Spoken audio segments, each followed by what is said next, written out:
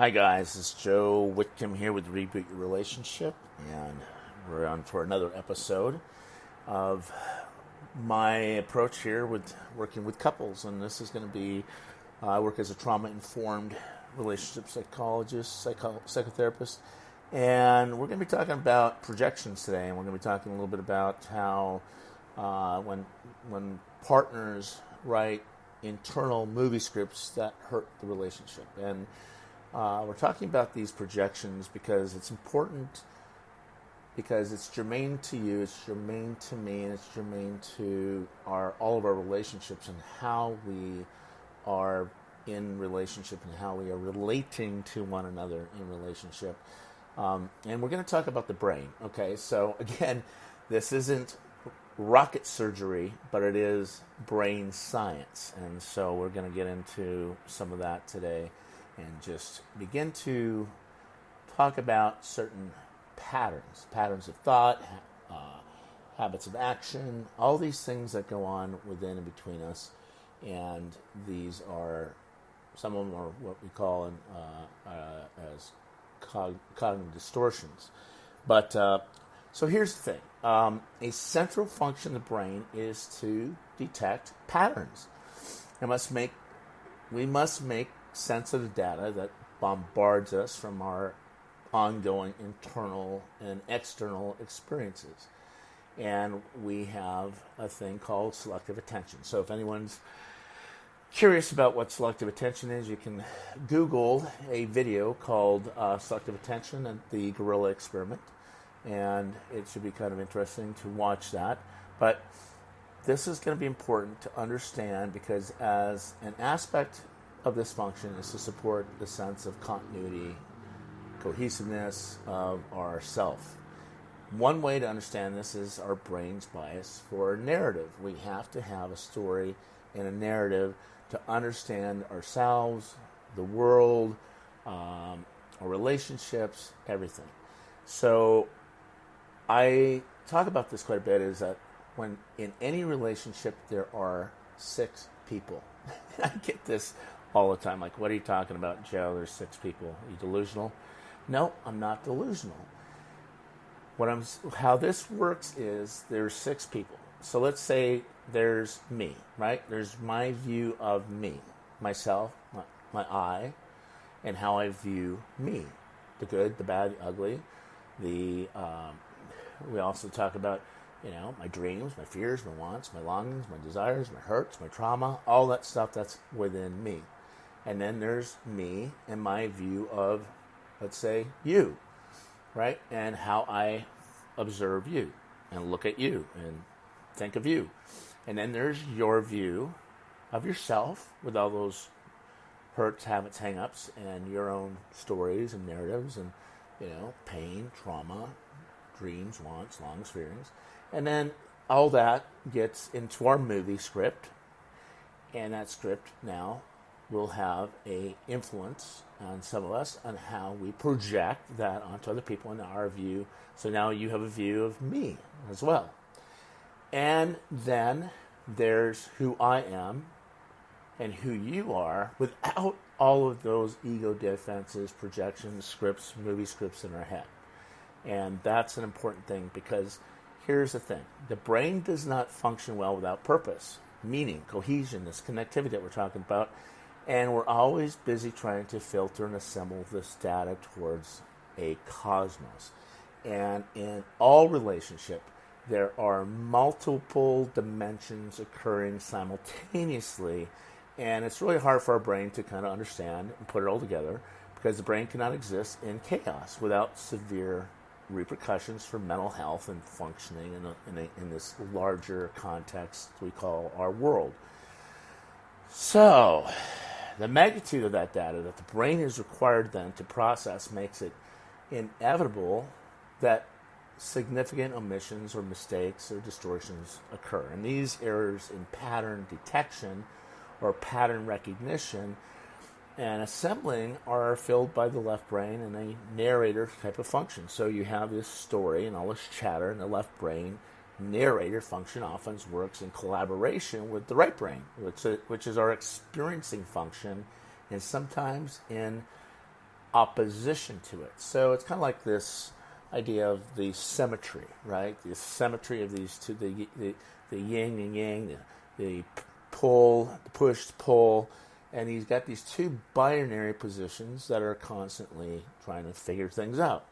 So, for example, there was research done by Nobel Peace Prize laureate Daniel Kahneman shows that the narrative function of our left brain hemisphere does not fully transcribe the experience of our right brain hemisphere.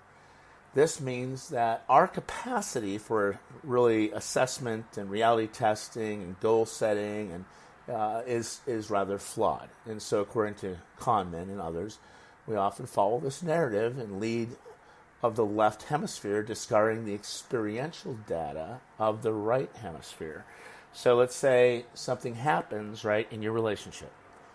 Something happens, you get triggered, and you don't have any way of really understanding what's occurring. And so our brain begins to kind of do this reverse engineering and rewriting history and trying to fill in all these gaps and connect the dots, and all that's occurring again in these multiple dimensions in our mind, in our relationships, simultaneously. And these are co-occurring within and between, and we get into these kind of unconscious patterns of thought, and then our actions that go with it. So here's where we talk about the power of projection. As humans, we organize around social relationships and these networks, and we want to make sense of these connections, right? It's all connections. Everything's connection. Our development's developed by a high degree of curiosity and malleability and flexibility, and these neurons grow at astonishing rates while the brain's busy creating this myriad of connections, thinking about the cosmos and about the stars and this universe of connections. All these little fireflies all going off in your brain, the synapse, because as the brain develops patterns and grooves, it can also create certain ruts, right? And that makes sense for an organism if in its specific living situation. And what happens is we will prune and discard neurons and connections that are less essential for our survival. And that's critically important because over time the patterns constructed here determine like the data that is selected. And this non-forming data is often eliminated. And consequently, the rate of misconception or misappraisal or misconstructions and increases as the brain fills in the missed data points according to the meaning and the patterns of this particular narrative. So as we begin to look at this, over time, again, we're making up so let's say something happens and you have a story about something, and we're meaning-making machines, and so we're always adding, subtracting meaning, and we're looking for evidence to support some of these connections that we're making in our brain. And these perceptions begin to shape how we are viewing ourselves, viewing the world, projecting, viewing our partner, and all this stuff where we get into some of the complain, defend patterns, and these vicious cycles. And this is important to recognize, that to stop and suspend judgment, think, observe, process, and kind of get a 30,000 feet view on how we're viewing certain conflict or our relationship or how we're viewing things. There's a really interesting story that Stephen Covey talks about in his book, 7 Steps to Highly Successful People. He talks about this perception, and this is an amazing story that he tells about he's on this train, and it's late, and it's dark, and everybody's tired. They're all laying down, the lights go out, and then all of a sudden this father comes on this train with 3 young boys. He sits down, and he looks out the window, and the little boys are running around crazy, and they're causing a lot of ruckus and roddy, and everybody's... Now, you're a passenger, right? On this train, you have a projection, a story, a theory of motivation, and you're feeling stuff, right? What are you thinking and feeling about this person? What are you projecting? what a terrible father. Oh my God, he just can't take care of his own children. And these kids are running around, and you're getting worked up in these patterns, and you're trying to make the connection of why in the world we're going, what's wrong with this father, right? Rather than asking what's happening here, which is a different question, by the way. So they look at Stephen Covey, and they go, Stephen, hey, Stephen, and kind of make him the chairman of this intervention, and they have him run interference and intervention with the father and say, hey, what's going on here with your kids? I mean, they're running around crazy, and we're all trying to sleep, and because now if you're the passenger, what are some of the thoughts and feelings you're having? Again, you're feeling anger, you're feeling irritation, you're feeling frustration, you're tired, you're exhausted, you have a theory that this father's lazy, or whatever story you put on their projection about what's occurring in that snapshot moment, right? This is important because he turns to the father, and the father comes out of his trance as he comes out of the window, and he looks at everybody and he apologizes, and he says, I'm so sorry. We just came from the hospital. My wife died, their mother died, and we don't know what to do. Data, information. Now we have a different context, different understanding, information, data. This is such an important thing because in that snapshot moment, nothing changed, but everything changed. There was a shift in perception, which is the ultimate miracle in all of a relationship, is that we have this shift in a perception to see the innocence in someone and not the guilt or whatever. So this is an important aspect of all of our relationships, that suspending that judgment, being curious, leaning in, trying to connect to somebody, making that connection, and having a shift of focus in our state and what things are going on in that moment. Now, I make a distinction in my practice between first order change and second order change. And what's the distinction? Well, first order change is behavior modification, just changing your behavior. Quit smoking, stop that, do this, don't do that. That's behavior modification. Second order change, when I work with clients and couples and all my relationship stuff that I do, is to really focus on what's called second order change. And that is a change and a shift in our projections and perceptions. Because guess what? Did anyone have to teach or inform or cajole or inspire anyone to do anything other than now you have more information, more data, your story has just shifted. Does anyone have to teach or do a behavior modification, say, provide comfort to these kids and wrap your arms around them and love them and support the father going through this grief and these kids going through the grief too, and this loss and this confusion and bewilderment and sadness. All this stuff goes on. So without being able to kind of hit the circuit breaker on the movie and kind of stop the movie and rewind the movie beginning in our head, then this becomes one of our patterns, right? So over time, patterns are constructed that determine the data that is selected, and non-conforming data is often eliminated. So if you didn't, challenge that thought or that emotion, the rate of misconception and again misappraisals and all that stuff increases our brain and fills in the missed data points according to these meaning patterns of our own story or narrative. So, increasingly now we need to take shortcuts to understanding and reality testing and being curious. We see reality through the lens of our own narrative, and that develops the power of projection, the story, the narrative. In our long-term relationships, these projections can thicken until a partner increasingly resembles our early attachment figures, our own. So it creates our own patterns of attachment patterns, these attachment injuries, these attachment systems that go on over and over again, and we continue to loop around in our nervous system and our brain that these things are true for us. Because because we can think about the expansions and deepening of the projective field as a movie in which we cast our partners in that main role, opposite to us, right? And that's the thing that gets caught up for us. So through this continuous projection, due to part of the brain's need to conserve energy and that selective attention, and the impact of this traumatic and reorganizing experiences, here the perception of the partner can be increasingly distorted according to the underlying templates that we have of our personal lives and history. And this leads to misunderstanding in the starring roles. Again, the 6 people in the dyad, in the relationship.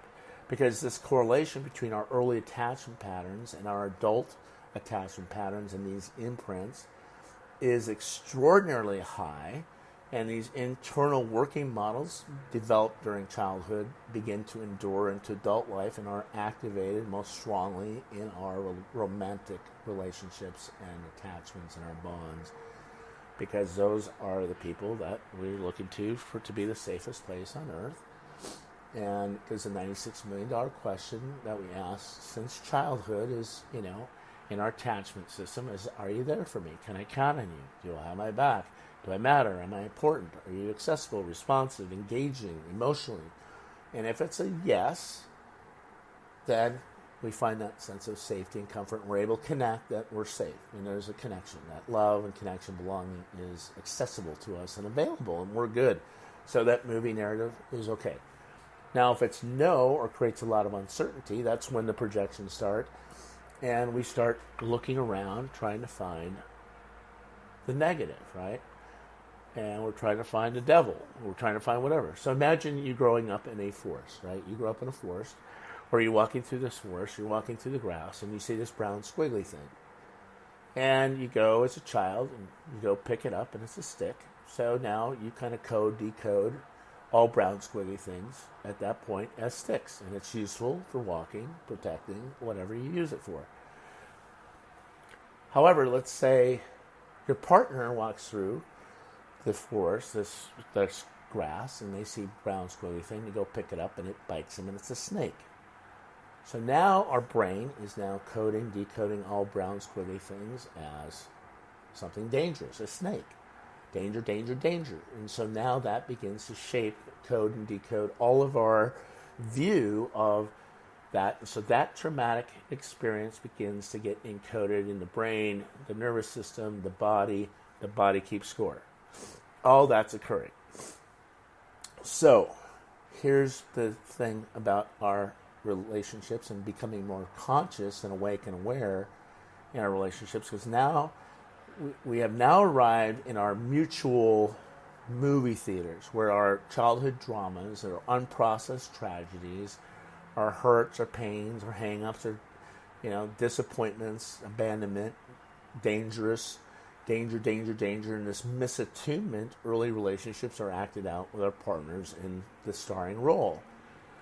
And this is almost always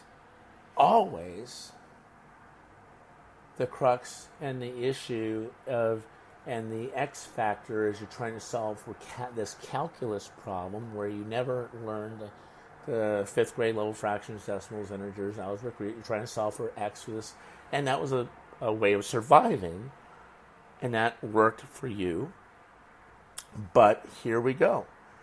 This insecure, angry resistance goes on to, or may go on into this emotional roller coaster, the come close, get away, the vacillation, the high tides, low tides, and create a whiplash in, let's say, the avoidant partner or the island in the relationship. And the insecure avoidant can disappear from the relationship in a disassociation or a flight to kind of trigger the fear response. And that tightens the survival restrictions and leaves the partner abandoned and desperate, going into this attachment protest because that triggers some kind of fear, right? A fear of loss, abandonment. So the protest, if you ever see this with couples, one person's ghosting or abandoning or giving them a silent treatment or stonewalling, working against the resolve, the restore, the repair, the reconciliation, and the other person's blowing up the phone saying, hey, where are you? Because there's this threat, right? Another threat in the relationship. So as these movies run, we feel deeply misunderstood, powerless, hopeless, or full of resentment because there's this loss in that moment. We want to give up and get out, and our system's overcome by, all the stuff that's going on in your brain, and our heart rate intensifying, our memory gets hijacked, our amygdala, and an orange or red alert saying danger, danger, danger, danger. This is scary.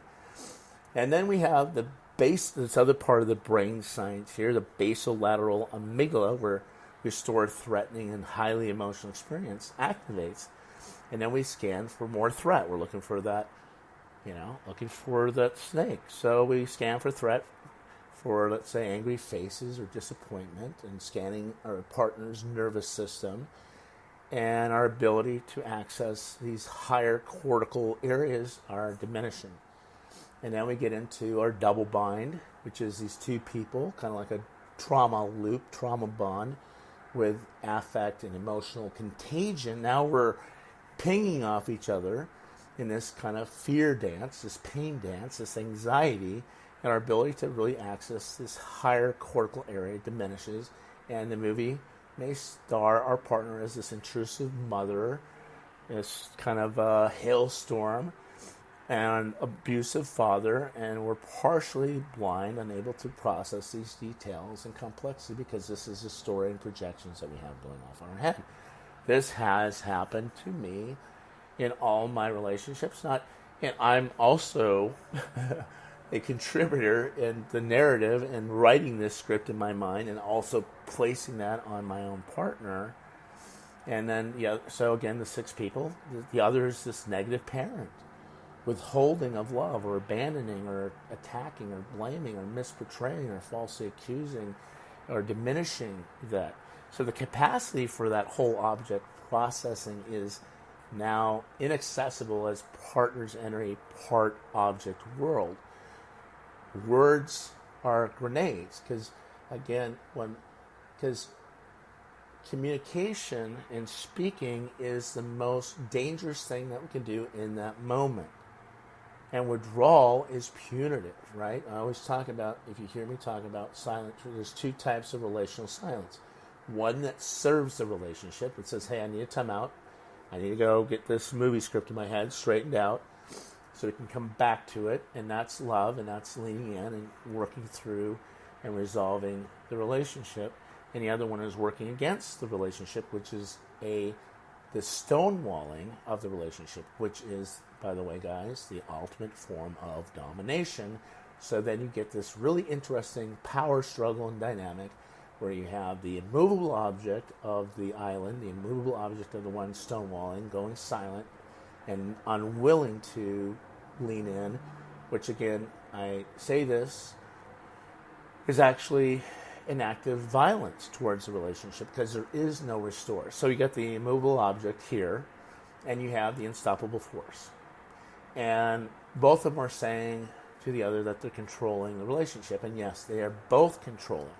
The immovable object is saying no, and the unstoppable force is saying yes. And they're both colliding in that moment in their narrative in this movie. And both are locked in their respective one-person binary system and unable to re-engage in any pro-social or reappraising activities. And these 2 massive defensive systems are now face-to-face, and these 2 armies are deployed and ready to strike and run. Either strike or run, or both. Sometimes they strike and then they run away, right? Shoot and run. Or one or the other, right? Strike. And this is causing hurt. And in relationships, you're going to have hurt and pain. And these can be hurtful, painful moments. But it goes to hurt to harm or pain to suffering when we don't go to the broken bone or the attachment injuries to find a way to resolve it, to stay curious, stay open. And the other is this, so you get all that going on, right? So again, like I say, all of these multiple dimensions co-occurring simultaneously are now causing this conflict because we're caught up in this movie and projection and a story, and we haven't taken the time to do what's really critical in that moment. Take that time out, hit the circuit breaker in your nervous system to self-soothe, to regulate, to deal with what's going on internally as we're projecting it out externally, looking for that threat in the other person. And in our projection or story, that the other is the negative parent that's withholding love or critical. Because here, the capacity for this whole object processing is inaccessibility as partners in this part-object world. Words, again, are in language and speaking and talking is the most dangerous thing, and these words are grenades. And then, again, withdrawal or avoidance is punitive. It's threatening. It's actually a form of abuse in some ways. And I say that not lightly, because imagine if it never gets to a resolution. And you're both locked in this respective one-person system, and we're unable to re-engage any pro-social thing here, and that's what keeps happening. And so the one that's trying to resolve it is in their stance, and the other person that's avoiding is in their stance. So you have the stance, and now you've got this dance. This vicious cycle, this fear dance, this fear cycle, because again, something happens, there's a trigger, there's a trauma, you have a story, you're interpreting, translating everything, projecting, adding, subtracting, meaning, looking for evidence of supporting all those connecting points that are going on within and between the two of you, because you have the within part, that trauma, that fear, and then you're also dealing with the dance, which is the space between, and dealing with it. So that's where we get broken, right? We're broken three ways: within ourselves and the other person, and the space between. That space between is now part of the narrative, and that third person now. So we got to get out from behind that narrative and in that context to begin to see it from a different lens. But here's the movie's running, and the director and the producer have left the room with a supporting cast, and actually two movies now are running simultaneously. Again, all these multiple dimensions are running simultaneously, which interlock, amplify, disorganize each other, and that becomes that vicious cycle, this pattern. What do? Breaking Bad. These power struggles, these one up, one down. If you listen to my other podcasts, we talk about the one up, one down positions, where you get into that parent-child, one up, one down, the teacher-student, the sinner, the saint, the lover-beloved, the rescuer-victim, the perpetrator-victim, the top dog, bottom dog, all these players in a drama triangle. When we're below the line and not present and awake and conscious begins to play. And then we have to get above the line and present and aware and conscious to what's co-occurring within and between us. So the power of one here now is, it only takes one person to change the rhythm of this dance. One person. So breaking bad projections. Get out of that movie that's in your head. Because it's at these moments that this is where the regulatory function here, let's say, of a therapist or myself, I do trauma-informed relationship psychotherapy, so getting out so you have someone who is objective, who can help you translate and interpret the signature moves in each of your stances through this therapeutic kind of regulatory moves. We can shift the partners we can work together and get these partners out of this seemingly unresolved brinkmanship, this gridlock, this impasse. And we might ask, for example, let's say, please forgive me, I've been sick the last couple of weeks here. So I might say something like this, each of you makes complete sense. And this is where it's really important that in our relationships that we're able to validate the other person's reality and experience. And we're able to lean in and validate and say, and again, it's not about being right. I don't want to be right. We all want just to be understood. And that's compassion, that's empathy, that's curiosity, which is not something we often got as children. So here, your attitude and behavior, I let my couples know, your attitude and behavior are built on this experience. You're not psychotic, you're not crazy. The only problem is that this is also true for your partner. They're running their pattern, projecting their movie, and what you're going to, and so what do we got to do? What needs to happen? So both of you have these deeply emotional experiences, and both of you want to be understood, and you might have to slow it down. And who of you will start listening? Again, the power of one. It only takes one person to change the rhythm of the dance. And it takes really listening, understanding, validating. I call it your love talk. This is a love talk. It's a loving act, taking charge of your love and bringing logic to it. So love and logic are going to win the day. It's just, love just doesn't conquer it, because love can be threatened without power and logic. So this is really important. And we can understand that this projections process is a part-object projection in which one partner sees the other only in his or her bad and evil aspects. Again, you're the bad guy, okay? And you're the problem for pointing out the problem. And the solution to the problem is to get rid of you, or to attack you, blame you, criticize, and get into this complain, defend pattern. And you have the four horsemen of the apocalypse that Gottman talks about, where there's a complaint, then there's a defensiveness, withdrawal, then it goes to, if that goes unresolved, it goes to more contempt and the stonewalling altogether, which ultimately will end the relationship, because there's that gridlock. And it's kind of like the good, the bad, and the ugly, right? So as a child, there was good, and all that good stuff that occurs in relationship, in marriage, in your family, all that happens. And sometimes, hopefully it's only sometimes, bad things happen. And a child is able to kind of make the protest or whatever, and the mom and dad, whether it cools down, or they get back to this love and connection, and they lean back in, and they get back to the good.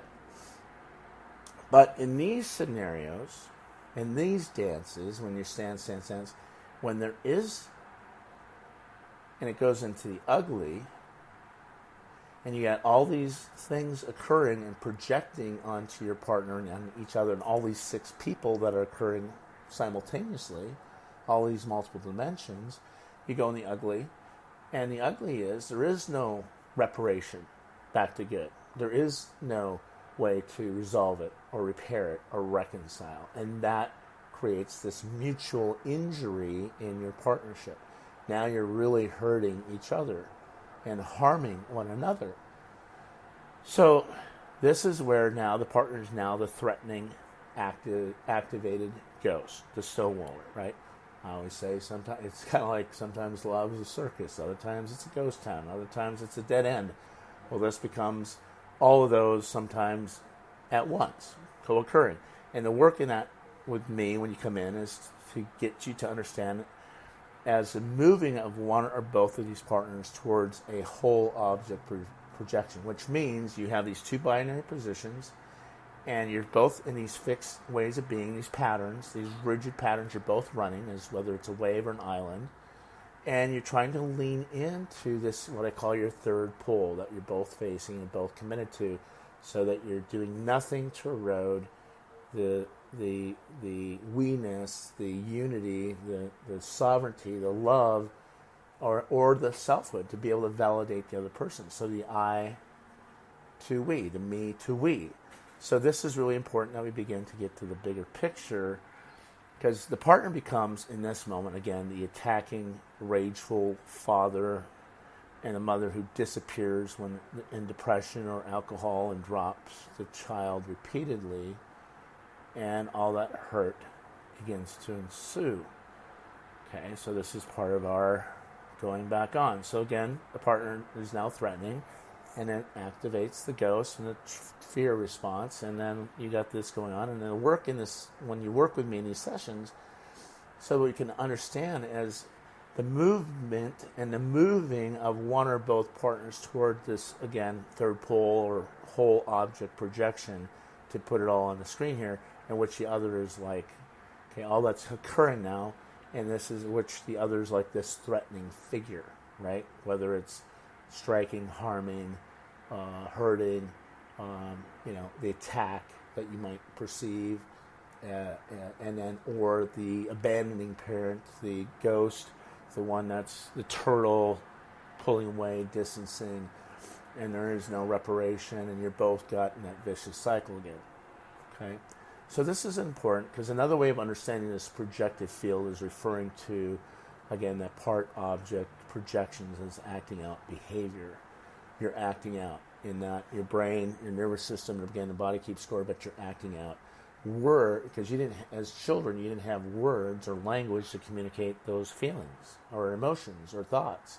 And so you just kind of suppress them, and you numb out all the negative feelings and numbing out the positive feelings and disqualifying the positive, and that polarization of black and white, all or nothing, all good, all bad, overgeneralization, all these distortions that come flying out of our head.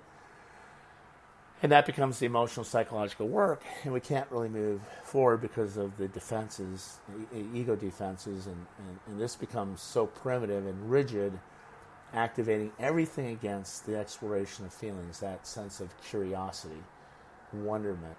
Hey, instead of going from what's wrong with you to what's happening, to have that reality testing and perspective checking, corrective emotional experience that we want to create to get back to that sense of safety and security in a relationship. Instead of being able to collaborate now in that therapy, okay, we want to be able to maintain the therapeutic alliance, and we want to be able to be with you, instead of acting out the abandonment, at least temporarily. The process that I take you through is to begin to hit the circuit breaker, take that time out, recognize that we all are making these projections with these so at this moment, we get into these highly disorganized partners and patterns, and the process of gaining a therapeutic collaboration and alliance can be kind of lengthy for some of us, right? It takes time because all this stuff gets rooted into the DNA. So when I talk about post-traumatic stress disorder, I prefer to call it post-traumatic stress reordering, because it's not a disorder, it's trauma. It's something that happened to you. And I bias, and you hear it in all my podcasts, because this is how I view the context of relationship theory and relationship healing, is that we are born into relationship for love, connection, belonging, and that sense of safety and security in the world, okay, and our attachment figures. And then we learn relationship through relationship, because as children we live what we learn, observe what's modeled, what we come to expect, and then we get wounded in relationships, right? Trauma, abandonment, violence, abuse, and all that occurs, and now we're wounded in the context of this relationship, and that trauma ensues, and it creates attachment injuries, a break, a snap, and something happens, and the story is, I can't trust anyone to be there for me, or I can't trust that I won't be abandoned, I can't trust that I'm not going to be attacked or smothered, or a sense of enmeshment, or a loss of freedom or control, or that sense of powerlessness and helplessness in that moment. What a vicious cycle we get caught up in, this fear cycle, which is one of the things that we go through in your work with couples, is go through your fear cycle, so you can track and understand what's actually occurring, right?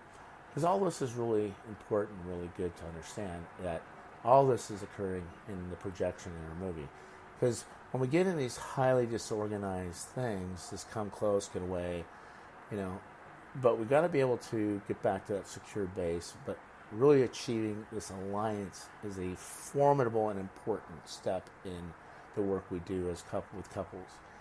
And that's part of the trauma-informed relationship psychotherapy method that I've created to work with couples. This is my 20 years of research and working with military veterans, first responders, blending families, where there's been aversive childhood experiences from abuse, or having chronic surgeries, invasive stuff. All those things can imprint and impact us in our ways.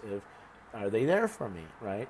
So this is that collaboration to get to the third pole, and to be able to go to our partners and go hand to hand with this increasing capacity for self-reflection and function. It's the love and logic. It's the emotional and the intelligence. It's those two things working, collaborating together as you work with me to help you bring the love and logic. Because for some of you guys are all about the logic and without the love, right? And you got to add love to logic. And where there's love, a lot of times we don't have the logic, the emotional intelligence to it, so we got to add the logic and the understanding of what's going on. So as this capacity grows within and between, that space between, the access to the self, the I, the me, is more available, and I can self-regulate and become more differentiated and also more connected. We can stay connected through the conflict. And because as we're emerging from this projection field, this movie, our work together with couples and families and working together is, we're not going to regard the projection or activation of these early templates or imprints or as being pathological or wrong, or to try to really get to a place of seeing the innocence and not the guilt, and the atonement of all that is the undoing of all that fear and shame, and returning to the love and logic that we need to bring into that relationship. Again, where if you're a logical guy or you're a logical woman and you're really about, trying to stick with the logic without the emotion or the love, then we got to, again, add the love. And if there's all this love and emotion and, hurt feelings, then we got to add the logic, so that we're all leaning, those two things have to lean in there together. And we're going to talk about that if you go back to some of my other episodes about the power struggle and how love and logic kind of get, become opposing forces here, and how we see our partner, the 6 people in the relationship. So, but we want to be able to get aware that there's this cannot be avoided. These are truly inevitable and essential dynamics in our adult relationships. And we can see the emergence of these patterns of strong feelings and ego defenses and defense mechanisms, and we look at the conflict as the perfect blessing and just the right, because going back to where we're broken, we are also healed in the context of the relationship itself, and that's the vehicle, that's the path, that's the practice. And so like an irritant, a piece of sand in an oyster becomes the pearl. And so the conflict is good for us, because that's the crucible that we're in, to take that further, expand that context and those language and tools to be able to get to a healthier and more vital self, an I, a me, as well as a we, right? There's 3 people, strengthening all 3 of those. And we got to be able to start working on that. Because highly dysregulated couples or individuals and couples, this requires months and several rounds of commenting or regulating for the part-object projection to break that pattern, and to have a corrective emotional experience, to kind of like I was saying with the Stephen Covey stories, so that we have a shift in that projection and perception of the reality within ourselves and the other person. And then we might be able to start finally seeing our partners soften, and then we're able to breathe and become slower, more regular, more regulated. The tension in the jaw and the belly, the neck, and that face diminishes, and you're able to relax. And you go from this staring, the grr in that moment, to a more like this warmer gaze of relaxation of the hands, and your body begins to regulate. And this is with this increased self-regulation, the reality of your partner in the here and now can come back into focus, and no longer are we making projections from pain or fear or shame or whatever, we're able to move on. And we facilitate that process in therapy as a trauma informed relationship psychotherapist, in this method that I've developed in this process of unwinding the triggers and unwinding and rewinding the movie through these comments, and work through some of this cross-regulatory moves and these signature moves that we're all bringing in, or by redirecting each other to explore the other's face instead of scanning that your partner's nervous system like a scared little boy or scared little girl. And I got a lot of that because through this ensuing integration process, we're able to integrate, which is wholeness, and bring that both of you back to make these connections between the imaginary partner, the one that we're projecting here, that appeared in the movie as the monster, and the partner sitting in a room with them, the real, right? Instead of that view of self and view of other, you know, we're getting to the reality and clearing out all that debris and story and context and getting to the real, right? Rather than the imaginary or perception of the danger that's... And again, there is real dangers, guys. So I'm not saying if there's abuse, addiction, and all these other things, yeah, you got to do some deeper work around that. But we got to get into that stuff here because we can begin to, again, reverse engineer and rewrite this history and weave past experiences into new understanding of the self, so we can begin to understand what is going on, what's happening, reality testing, such an important thing. But we want to create this new narrative of one's own life and the partnership and the we of each other so that can develop, and then we can both have a narrative in the light of these shared backgrounds and unprocessed materials so that we can start not being re-traumatized and re-victimized in these moments of pain and fear, that we can begin to see our partner and be able to identify, name, and tame the dragon. So when that dragon has you dangling over the cliff, or you see your partner in their vortex dangling over the cliff, and the terror of that. Again, we're not here to be caretakers for each other's wounded child, but to be playmates for each other's healthy child. So that healthy, both of you can come alongside and play again and relax and stay curious and soften and be those playmates and begin to bring light of your shared backgrounds and these unprocessed materials that are occurring and co-occurring simultaneously in that moment. And then you begin to create a new story. A new narrative can begin to emerge. As you both are walking down this path in practice, and whatever comes up, we're able to face that together and face the dragon, name and tame that, and a new movie can be written and produced in the coming weeks and months as you work with me, and that the actors can also sit in this director's seat and determine more intentionally which plot, what direction, what action, what genre your lives can play out, and what you want to both co-create. Because now you have through this hard-won confidence, been able to strengthen your attachment, your bond, your connections. And you're not questioning or mistrusting that, but you're able to understand the certain vulnerabilities and sensitivities